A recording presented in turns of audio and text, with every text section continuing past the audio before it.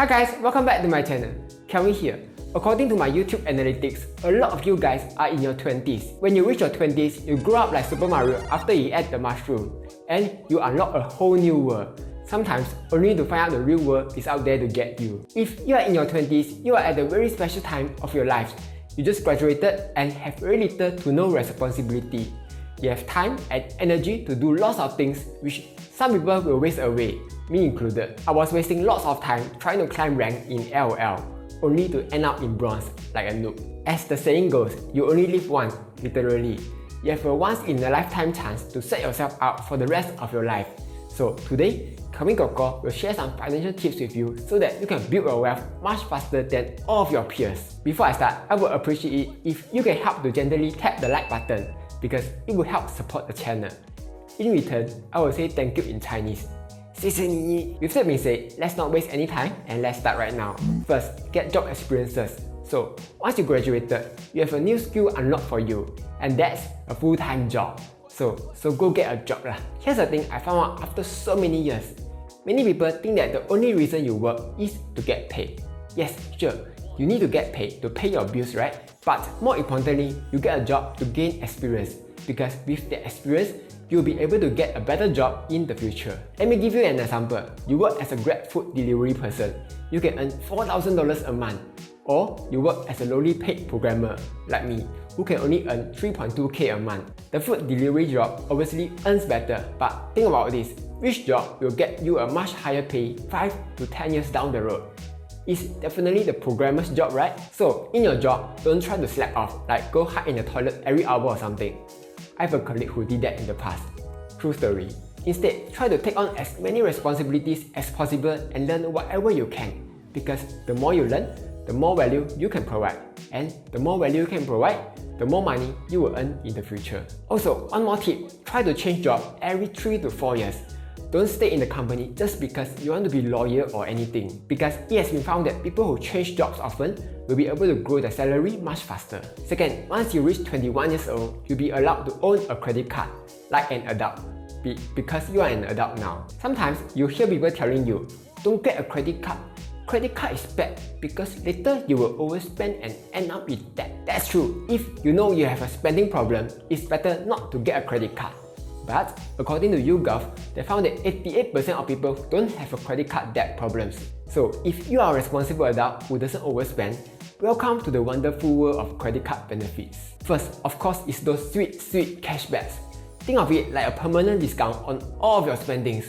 For example, if you get the UOB One card, you'll get between 3.33% to 10% cashbacks on your expenses. Second, got like sign up bonuses. For example, if you sign up to a Citi Cashback Plus card, you will get a Dyson hairdryer worth $600 or Apple Watch worth $460 or $350 cold hard cash. Third, using credit card is much safer than using cash. Let's say you bought a laptop using cash at some shady shop. Then, when you reach home, you found your laptop is spoiled and the shop doesn't want to refund you. What can you do? Kneel and ask for forgiveness. But if you bought your laptop using credit card, guess what? You can just call the credit card company to reverse the transactions. So simple. If you're not sure which card to get, I have done up a video to share which are the best credit cards in my opinion. You can check that out here if you are interested. Third, get insurance as soon as possible. Yes, I know that a lot of you be like, "Aiyo, insurance I so healthy, don't need lah. Little get also never mind." And when you see insurance agents doing roadshows, you will act as if you cannot see them and will try to walk away quickly. That's something I found out not too long ago.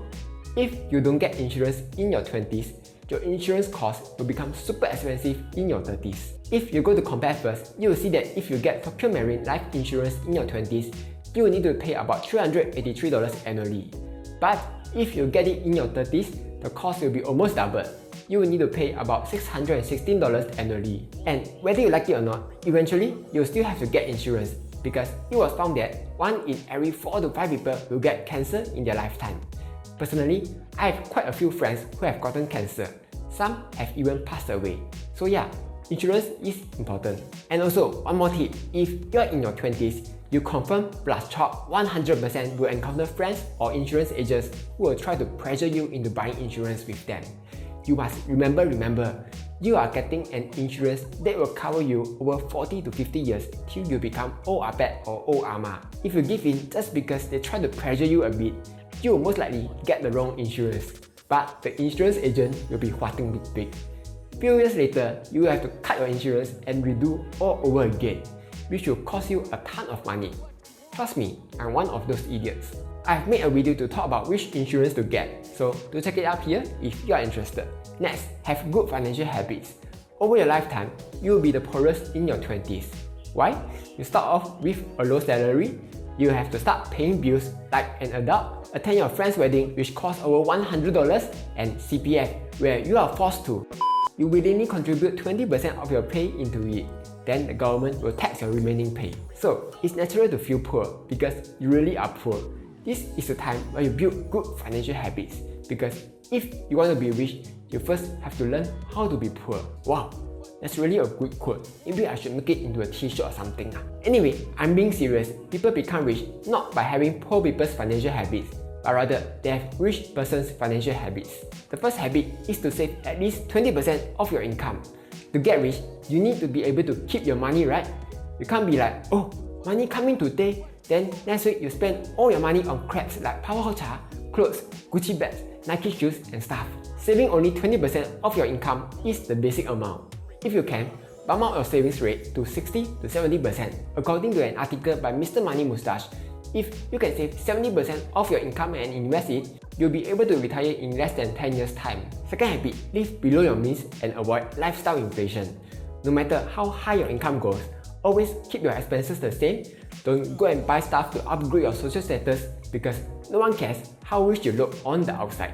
Fifth, stay away from bad debts. So just in case you do not know, there are bad debts and there are good debts. Bad debts will take money away from you and good debts will help you earn more money. If you graduated with a college degree, unless you have scholarship or pharma sponsorship, you will most likely have a study loan. The last I checked, all the study loans were around 4.4%, which is really high. And I consider them as bad debt because it will suck your money away from you.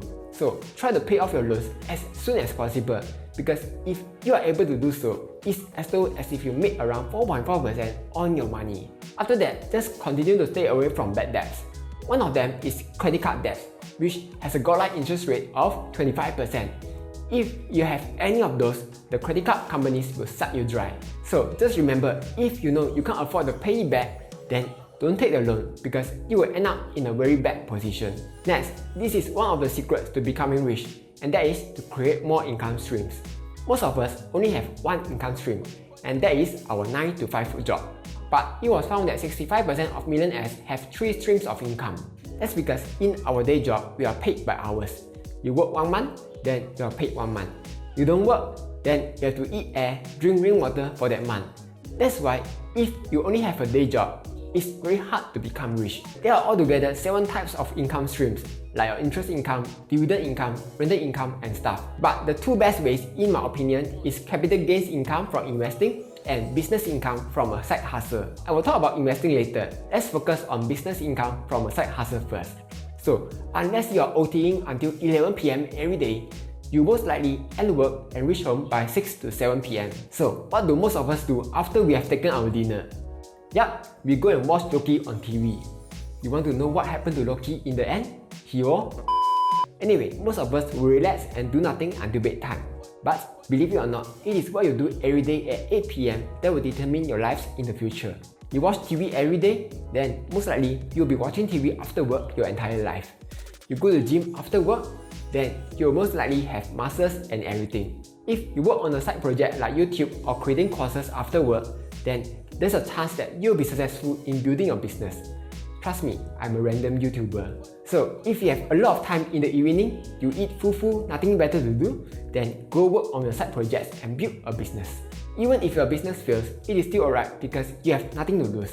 But if it succeeds, you'll be whatting big. That brings us to the next income stream, investing. It doesn't matter how much money you have. In your 20s, try to invest whatever you can. There's a few benefits to this. First, if you start early, you have more time for the money to grow. Imagine if you start investing at 20 years old versus some guy who starts investing at 30 years old. You literally have 10 years extra to grow your money. and due to compounding, the difference is quite godlike. So let's say you start investing at 30 years old, every year you invest 12k, and you have 30 years before you become old or bad. Assuming the market gives 10% return, you will have 2.1 million in the end. Wow, that's a lot, huh?